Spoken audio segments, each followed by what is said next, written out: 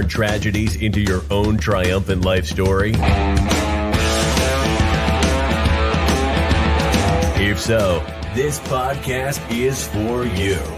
Listen to powerful guests who have persevered through challenges so you can gain strength to build your championship life. The host of Professor of Perseverance podcast, Dr. James Purdue. Hey, come on in today. Hey, it's that time again for us to, share our journey on how we've overcome our adversities so we can have a better life and help other people along the way.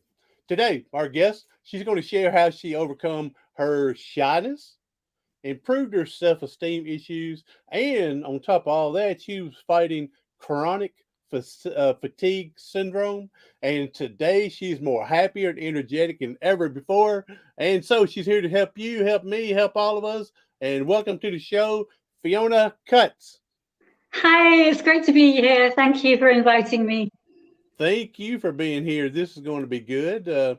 We know a lot of people that have self-esteem issues, their shyness, and may or may not know somebody with chronic fatigue syndrome, but we know people that are struggling, and so I'm glad you've been able to get over all this and have a happier life and everything, and you're going to help us and help other people and direct us how we can do the same.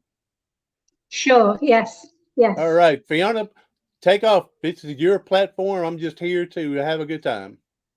Okay, well, it's really interesting you mentioning the things that you did, the shyness, the low self-esteem, and the chronic fatigue syndrome. And of course, like you say, not everybody, fortunately, has this fun combination of all three. But I'm actually going to start with the last one. I'm going to start with fatigue, because that was actually the catalyst to get me to change things. And in a way, when I look back over my life, I was chronically shy. I had awful self-esteem issues. And it was only until the fatigue literally stopped me in my tracks that I was willing to actually, well, not even I was willing to, I had to stop and look at everything. So being shy, having low esteem, I kind of lived with for years.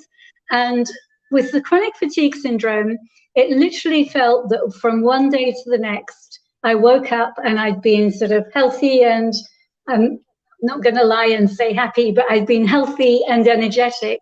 And then the next day, I felt like my energy had just gone. And then the next day, and then the next day, and then the next day.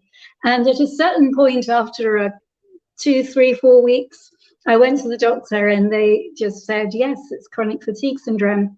And the next thing they said was, well, it's very lucky that you're into alternative remedies and things, which I wasn't particularly at that point, but but they said it's very lucky that you're into that because there's not much that conventional medicine can offer you. And okay. Thank you very much. So with your chronic fatigue, so you would be like one day all fired up, ready to go do everything, but then you may pay the penalty for 2 or 3 days. Absolutely. That was how it was. And I would find that so I was ill for 6 years. And for the first 5 years, when I was kind of desperately seeking for what could get me better, I would go through these phases, and I'd have these phases of like, yes, I can conquer this. And then I would try the next thing to help me conquer it. And I'd find that I'd be out of it again. And sometimes, like you say, for a few days, sometimes for a few weeks or even months, it's like I would really pay the price of trying to do more. And then I would get totally fed up with not being able to do anything. And it was a bit of a vicious cycle. And in a way, I can see, all fired. Yes, this is a good day. We're going to conquer the world today. And then tomorrow it's a good day. We're going to conquer the world today. Because like I said, having to pay the price of doing what we would all consider normal. Yes, absolutely. It was, I mean, it's so long ago now, and I'm so far from beyond recovery now. I don't even really think about it except in situations like this. But that's it exactly. I felt like I couldn't ever have a normal life again. Mm-hmm. That was what was really scary. And I would say And how long ago was this? it's actually about nearly 20 years ago, actually. Okay, good. That's a while ago now. I mean, 15 years since that I've been better. And really, if I'm honest, during those first years, I was looking outside of me. It's like I may not have looked to conventional medicine for the pill, for a tablet, but it was like I was really looking outside of me with all the holistic stuff I was doing, helping that a reflexologist could touch my feet and I'd be better, or a homeopath could give me a tablet and I'd be better. Mm-hmm. And it was really only when I was willing to look at how I'd created it, this illness, that it started to shift. Okay. So I've had other people on talk about their chronic fatigue, and I never thought of it until you just said it. Yeah. Once you said that you figured out why it started or how it started, is when you was able to heal. So what occurred for me that I was introduced to somebody who does energy healing work. And so and it was very, very bizarre because I wasn't into that I didn't know anything about it. And I walked into her room and literally within 10 minutes, she told me all this stuff about my life, which I was like, there was no way that she could know, but somehow she did. And I walked out an hour and a half later, feeling sure that I would get better, but also feeling sure that I wanted to become an energy healer and help other people. And I had no idea what it meant, no idea at all, but it all happened so quickly. And so you found a part of your purpose. Yes. During all this, yes. And very, very clever that you could say it like that. Exactly. And because I had been an accountant, and all the time that I was ill, I was kind of doing little bits of accounting work, but couldn't really do it and hated it. And part of my problem in terms of getting better was I had no idea what I wanted to do with my life. As you say, I had no purpose. And it was seeing, oh, I want to be an energy healer without even knowing what it is. I want to help other people. This is something that can help other people. Boom, suddenly that in itself started to bring my energy back. Mm-hmm. And, it felt at the time, I mean, there are brilliant techniques in energy healing, and it felt that it was the energy healing was getting me better. It's only like years later that I can actually see, no, it was my choice. In a way, it was my choice to live, because being an accountant wasn't fun for me. And there wasn't anything in my life that made me happy to be alive.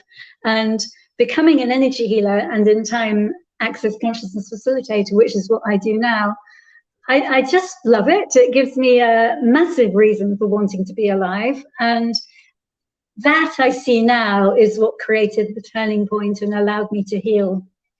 Oh, that's awesome. Yeah. Sometimes we go through our situations for us to find out what we really want to do. We're doing our job, we're liking it or may not like it. We may even love it, but then we go through a cancer or a spinal cord injury or something, chronic fatigue, and then all of a sudden our mind and everything just focuses towards this. And now we have an opportunity to help other people and move on in life and have a better life as well. And not to say the old life was that bad, even though it can be, but we may change our purpose. And we may change your purpose 5 times, 10 times, 20 times before we finally figure out exactly what we think we want to be doing. Absolutely. Yeah, absolutely. Well, I'm glad that I'm sorry you went through all this, but I'm glad that it gave you a better focus in life. And I think one big benefit is when we're willing to want to help someone else. That's a major benefit in it, whatever we're doing at the point. Yes, because I think when you have a chronic illness, or indeed the shyness that I was struggling with as well, you can become so self-absorbed and self-obsessed. And if your mind is just like, I'm so tired, I'm so shy, everything's hard, then that's exactly what comes into our lives. Whereas as soon as we start to think about other people and sharing what we do with other people and making other people's lives better, everything shifts, and we no longer have that kind of tunnel vision obsession, which I will freely admit I had when I had chronic fatigue syndrome. I was absolutely obsessed with how to get better. Well, and there's nothing wrong with that, because we all want to get better in whatever we're going through. So it's nothing wrong to being selfish, okay, through that. But once again, we're figuring things are getting better. Now I can use this to help someone else. Just plenty of benefits all the way around from all that. So now let's get into so you're going through the chronic fatigue, and I mean, to me, this is amazing in itself, a big miracle in itself, that now you want to take this healing process to help someone else, but I'm so shy. What am I to do? How can how can someone that I'm afraid to look at the mirror because I don't want to talk to myself in the mirror, and then be able to help someone else? So here's another huge hurdle you've got to get over. Yes. So part of the shyness was already unraveling as I started to become more well, because one of the things I became aware of was how much energy it takes to not express ourselves. It's like the shyness was a chronic unwillingness to actually express who I am in the world, and that takes a lot of energy. It's much easier to be able to express ourselves and laugh and sing and dance without a care in the world. That's much easier than kind of bottling everything up. And so the shyness was starting to unravel a little bit. But you're absolutely right. I was like, hey, I want to share what I've learned, and I'm still shy. And that was really the catalyst for me to look at it. It's like my life wasn't really bad anymore, but I wanted to be able to expand my reach with the work that I was doing. And I wasn't even able to speak to one person really about it. Many people listen to this podcast or all the other things I'm doing. I wasn't able to do that. So that was the catalyst for me, realizing that I had something to share with the world. And even being willing to realize that I had something to share was a big step forward for me. Because I think one of the big things we talked about low self-esteem. It's like, not that you have to be shy to have low self-esteem, but shy people tend to have that. And so even though I've recovered from this illness, I was kind of carrying that idea that I didn't have anything worthwhile sharing. So even getting myself to the point, who's going to listen to me? Why would they want to listen to me? The low self-esteem is still kicking in, for this. Now, you mentioned a minute ago about how much energy it takes to be negative compared to being positive out there. That goes to the old saying you used to say, I forgot the exact number, but how many muscles it took to make a frown than it did to smile. And so it goes back to me when you were talking that, it made me think of that. Yes, that's interesting, isn't it? I've heard that before. As soon as you said that, it made me laugh. Yeah. All right. No, I think I was frowning before, but it's interesting, isn't it? Yeah. Yeah. I mean, I didn't think about that until you just said it as well. That I wouldn't thought about your negative being so more powerful than the positive being powerful. You know what I'm saying? If they balance the teeter-tot thing, that it takes so much more to be in a bad energy mood than it is to be in a positive mood and stuff like that. Yeah, so I didn't think of that until you said that, but I can believe that. Yeah. Yeah, and what I discover is our natural state is lightness and ease and joy. And so, it does take a lot of energy to go against our natural state.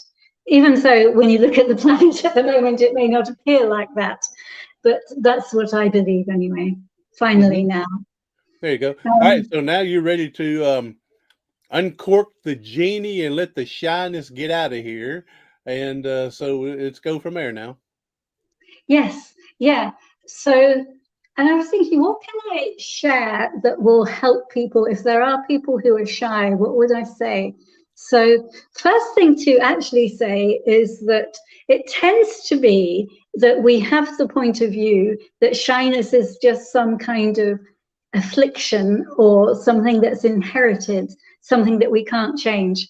And I have to say, both my parents in different ways were shy. In fact, when I look at my grandparents, we have this kind of family story. Well, we're hardworking. Some of us are quite clever, some of us aren't, but we're all, going to live kind of lives below the radar. That was what I grew up with and what I actually believed. So that's the first thing I'd like to say. If you are shy, this can be changed.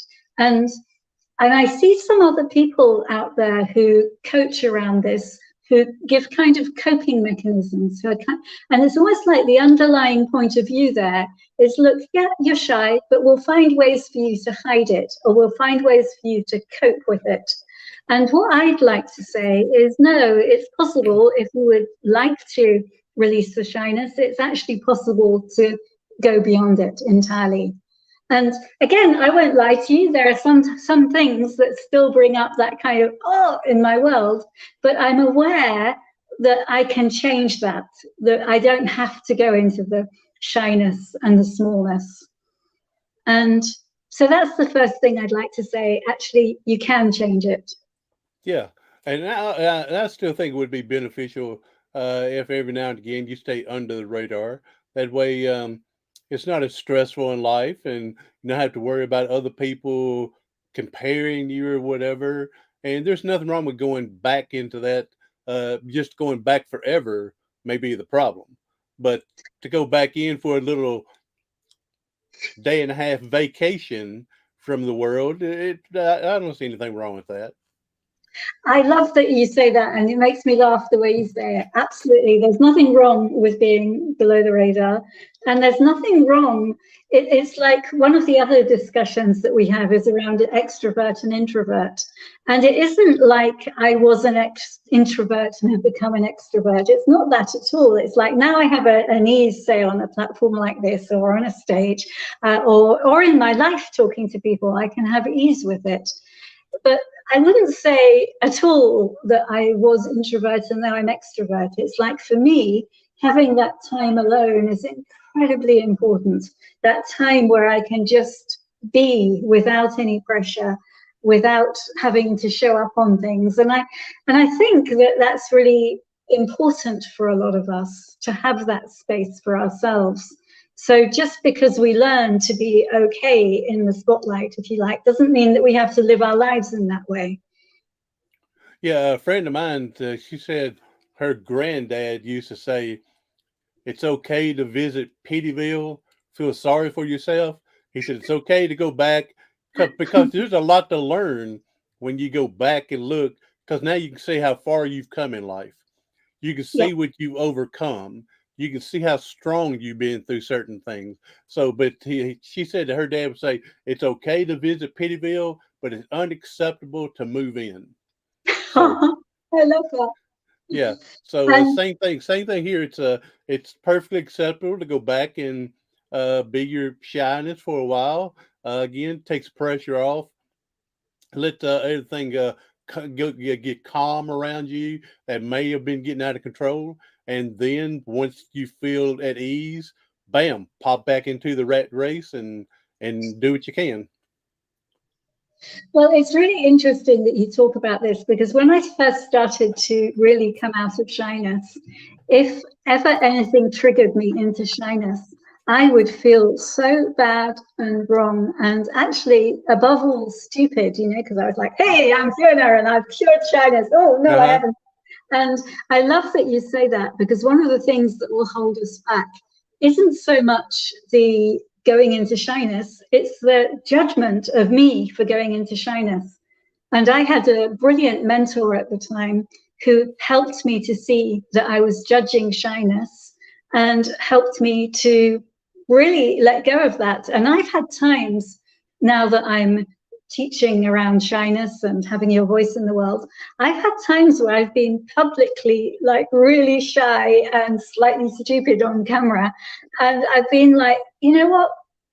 I can't make myself wrong about this. Yes, I'm supposed to be this sort of great teacher, guru type who now is never shy and always knows what to say. And then there are those times where don't know what to say. And well, what if it's all okay? Yeah, we're not perfect. So all we We're not do is perfect. just exactly all we do is say, "Hey, hold on, let me let the rubber band coils catch up with everything, and then now let's go ahead and correct what was made a mistake at that point and move on." So yeah, we're not perfect. We're going to go back and do all that. So there's nothing wrong with all that. So, well, Fiona, boy, I don't know how you thought you were shy, boy. You're full of energy with us today, and glad Thank glad you. to hear all I've this. changed. Yeah, I've changed just a little bit. I mean, I love to say that these tools that I now teach have given me my life back, Now because I you're am way more alive and vital and energized than I was 20 years ago, or even uh, before that. So thank you. married or significant other, have one, and then all of a sudden they're going, "Oh, Fiona, please go back and be shy." you're wearing me out here. Go back and calm down a little bit. So I'm glad. I used to be a school teacher, and one year at the beginning of the year, we're meeting parents, and one parent mentioned about their daughter being very shy, and I said, "I'll work that out of her in my classroom." I said because I have people get up and talk and do things, and sure enough, she opened up that can of worm, and she was a different person at the end of the year. And mom and dad come and thank me for getting her out of the shyness. And so, yeah, I said, there's too much of a world out there to hide into your little shell and miss out on too much.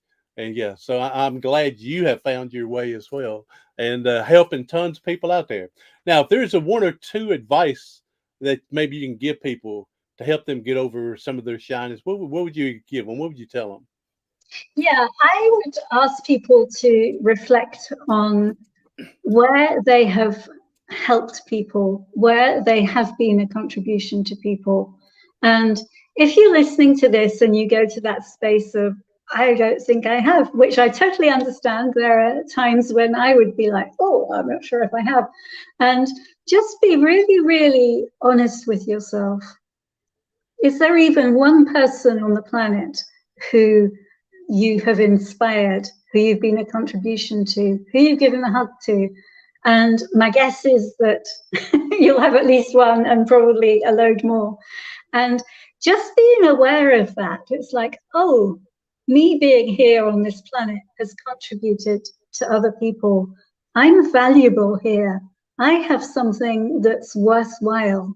And it can just that awareness can change your perspective on you. And in terms of shyness, it can get you to the point where because part of what causes shyness is that feeling that we don't have anything worthwhile to say. And as soon as we can see, oh, I'm not a waste of space, actually I contributed to this person, and most likely you'll get more downloads of who else you've contributed to.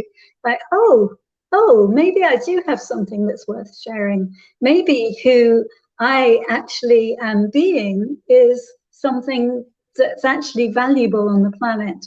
And just having that awareness, and as you have that awareness, you'll start to find more evidence of how it's true, and that can start to really change things for you. And if they're struggling to think of one, and I can see if you're shy and don't want to, I can see where they go, I still don't see it. Send a little survey out to your friends and ask them, has there ever been a way that I've helped you?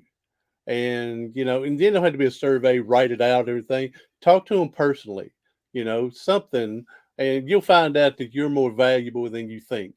Okay. And from there, yeah. So that's a great piece of advice. We're all unique. We've all been through our own unique little situations. We've been through our own upbringing, different than others. And so there's ways out there that we can definitely, be inspiring to other people. Yes. Yes. So Absolutely. And, and I would say if you're the sort of person who listens to a podcast like this, you are most likely looking for a greater life, and you will have something that other people are inspired by. Definitely. I'm sure of that. now, don't only just listen to the Professor of Perseverance podcast. Please listen to Fiona Cutts. She has her own podcast as well. And what's the name of it, Fiona? Yeah, my podcast is called Shining Beyond Shy. Shining Beyond Shy. So there Yeah. you go. If you're a little shy, you want go listen to her show, and she's going, I'm assuming, interviewing other people that's got through their shyness and giving some expertise help and stuff. And so there's plenty of but I love this nowadays. I wish all this electronic and technology was around 40 and 50 years ago, because I would love to get this type of information from my grandparents, Yes. to hear the way they grew up without all this technology.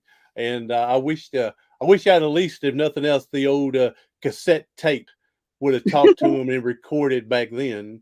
And I didn't do it, but I wish I would have. So, but yeah, I wish this stuff uh, nowadays was so readily years ago. Make things a lot easier and better for all of us. So, hey, hey, Crazy Cat Woman. Hey, thank you for coming in. I think this is her first time here. It is. I think it is your first time here. Because I would remember Crazy Cat Woman. So thank you for coming in. And we have Fiona Cutts talking about her overcoming her chronic fatigue syndrome and shyness as well. So we appreciate you coming in. So now, Fiona, now with your podcast, and now I'm assuming you were well on your way of helping people when you decided to do your podcast, Yes. because that would be a little overwhelming and afraid and way beyond what a shyness would do. Uh, Stop, to hosting a podcast. So I'm assuming you were well on your way to do this. And how long have you been doing your podcast? Nearly a year now, actually. Yeah, it feels like it's still quite new, but actually it's nearly a year. Okay. And Crazy Cat Woman said used to be Miss Terry Lee Mercer. All right. We'll appreciate that. And so she's had the chronic fatigue syndrome and shyness here as well. So you've come on a great day there, Crazy Cat Woman, to meet Fiona here.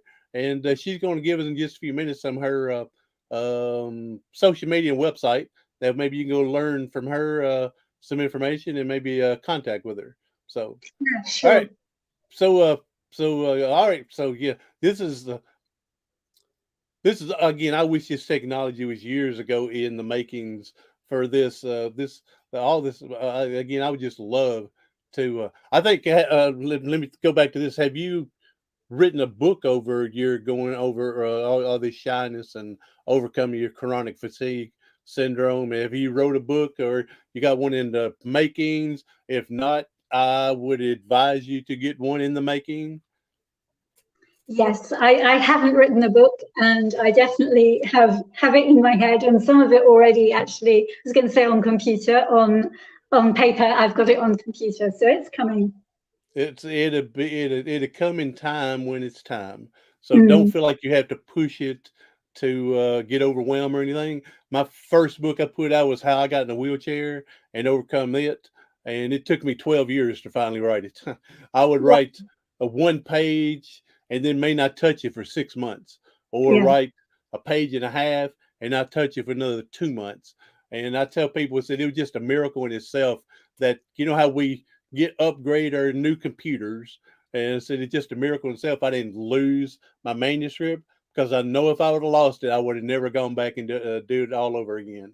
So, yep. So be sure to hang that on. And when I learned with my doctoral degree, this may be something you may want to look into, Fiona, that whatever, because these computers crash, so you may want to save your manuscript on an external hard drive, one of them sticks, or even email it to yourself and keep it mm, in an email, because they do crash. So you may want to get a backup copy while you're working. Very good advice. Yes. All right.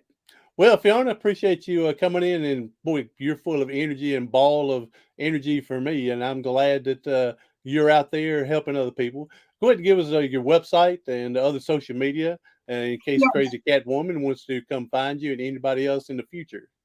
Yeah, sure. So I have a website called shiningbeyondshy.com. And on that website homepage, you can download a free resource, 5 steps to overcome shyness wherever you are. So, and I also have my own personal website, fionacutts.com, which has more widely the type of things I do. So I specialize in shyness, but I also help people overcome other problems in their lives. There we go. Awesome. And Crazy Cat Woman, she's giving you some advice here, Fiona. She says, Fiona, what happens will happen in due time. Never push it. So, yep, it's going to work out when it's supposed to work out. So, yeah, I'm one of them also. I like to push the envelope a little bit, try to see if we can push it a little quicker when we need to on some things. But yeah, a lot of it comes down to being patient as well as working to make things better. So, yes.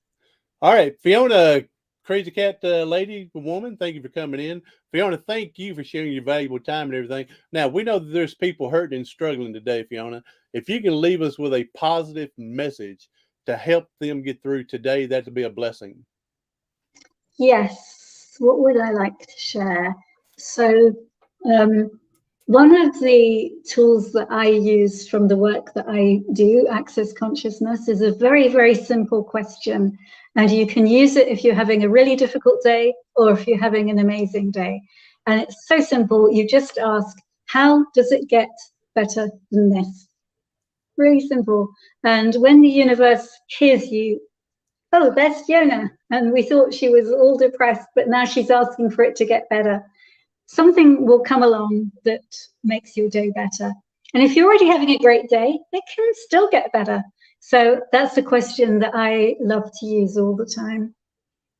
Amen. Good deal. Yeah, that universe out there is listening. So Yes. we were just talking with someone just the other day and mentioned, so if someone says, "Hey, don't think about a red car," what are you doing now? And you're thinking about the red car, because it's so even when you say don't be negative, well, you're being negative by saying don't be negative, so the universe is gonna bring it to you.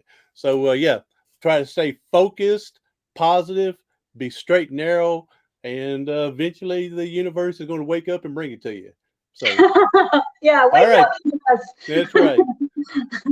All right, Fiona, thank you for coming in. Hey, Crazy Cat Lady, thank you for coming in. Everyone else, hey, share this out to someone you know that can use some advice on overcoming shyness, the chronic fatigue syndrome, and just, boy, you're going to enjoy listening to Fiona. They're going to enjoy it. Fiona, she's full of ball of energy here, ball of fire. So I'm glad that she came on. Everyone else, hey, I'm Dr. James Purdue, the professor of perseverance. Do something today, tomorrow, something next week that's going to help you persevere past your paralysis.